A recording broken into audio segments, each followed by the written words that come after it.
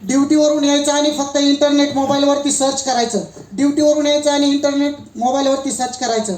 ते कधी जे हॉस्पिटल या ठिकाणी डॉक्टर रज्जा सरांकडे गेलो आणि रज्जा सरांनी माझं चेकअप केलं आणि मला त्यांनी विचारलं की तुला मुलगी म्हणून कुणी वाढवले, तुला मुलगी म्हणून कुणी वाढवले, तुला मुलगी कोण म्हणतंय, तू मुलगी नाही आहेस.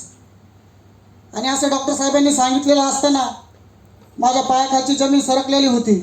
मी डॉक्टर साहेबाला म्हणलं, डॉक्टर साहेब आता याच्यामध्ये काय करता येईल. डॉक्टर साहेब म्हणले इसमें कुछ करेक्शन करके तुझे एक अच्छा लड़का बनाएंगे. त्या टायमाला अक्षरशः खूप मोठ्या मोठ्याने मी रडत होतो. आजही माझ्या डोळ्यामध्ये पाणी येतं.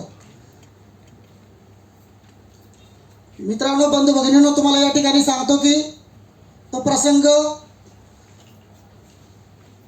ललितला पोलीस डिपार्टमेंट कडून सुद्धा खूप जास्त मदत मिळाली आणि त्यामध्ये तत्कालीन मुख्यमंत्र्यांनी सुद्धा नेमकी त्याची दखल घेतली. ललित, तू कंटिन्यू कर.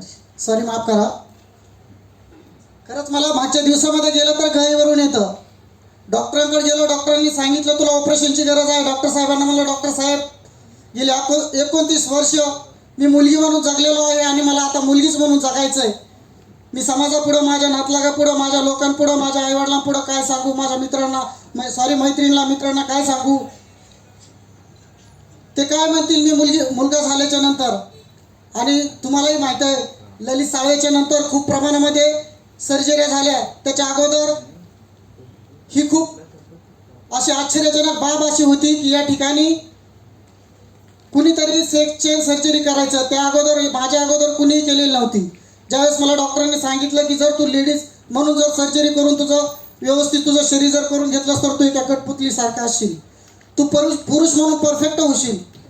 मग मी निर्णय घेतला आणि पुरुष बनायचं ठरवलं.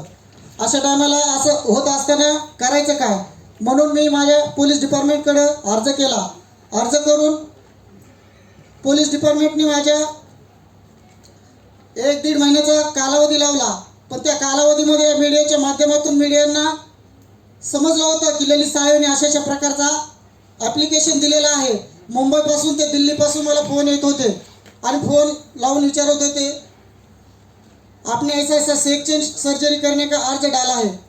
मीडियाला, माझ्या मीडिया बांधवांनी माझ्या आयुष्यामध्ये सर्वात जास्त मी सांगतो मला मदत केली असेल तर या महाराष्ट्रातल्या, या देशातल्या मला मीडियाने भरपूर मदत केलेली आहे. त्यांनीच त्यांच्यासोबतच माझ्या पोलीस डिपार्टमेंटनी त्या टायमाचे तत्कालीन पोलीस अधीक्षक जी श्रीधर साहेब यांनी पुरवठा माझ्या कागदपत्राचा करून तत्कालीन मुख्यमंत्री गृहमंत्री देवेंद्र फडणवीस साहेब आणि आपल्या राष्ट्रवादीच्या विद्याताई चव्हाण यांच्या मदतीने मी देवेंद्र फडणवीस साहेबाकडे त्यांना भेटायला गेलो. विद्याताई चव्हाण यांच्या मदतीने फडणवीस साहेबांनी त्याच्यावर येस केलं आणि गृह खात्याला सांगितलं की ललित साहेबाला परमिशन द्या म्हणून. परमिशन दिली. गगनामध्ये आनंद माझ्या मावत नव्हता. परंतु गगनामध्ये माझा आनंद मावत नसला तरी या मागचा जो काळ होता तो फार कठीण होता.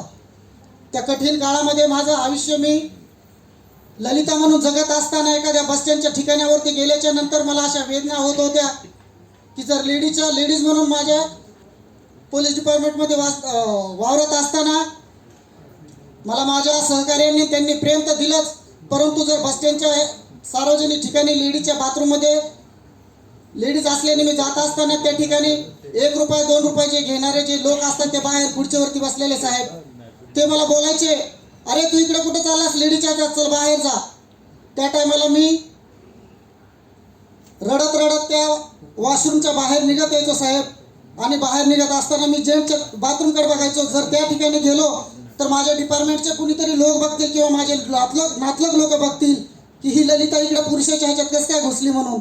दुविधा मनस्थिती माझं आयुष्य जगत असताना नेमका मी कुठला, नेमका मी या स्त्री जातीचा की पुरुष जातीचा, म्हणून मला माझ्या आयुष्यामध्ये असं संकटांना मला सामोरं जावं लागलं.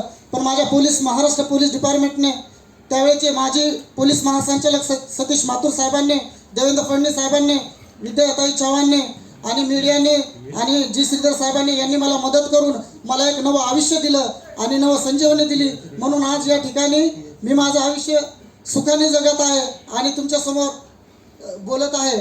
परत एकदा मला या ठिकाणी लोकशाहीतील पण त्यांचा सहभाग यामध्ये सहभागी करण्यासाठी मान्य देशपांडे साहेबांनी बोलवलं, त्याबद्दल मी साहेबांचे खूप खूप आभार मानतो.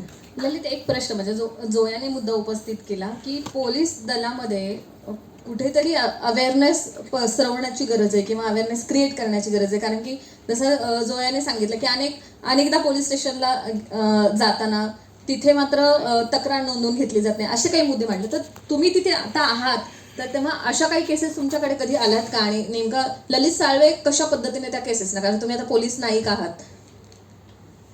माझ्या 12 वर्षाच्या नोकरीमध्ये तर अद्यापपर्यंत अशी केस एकही आली नाही.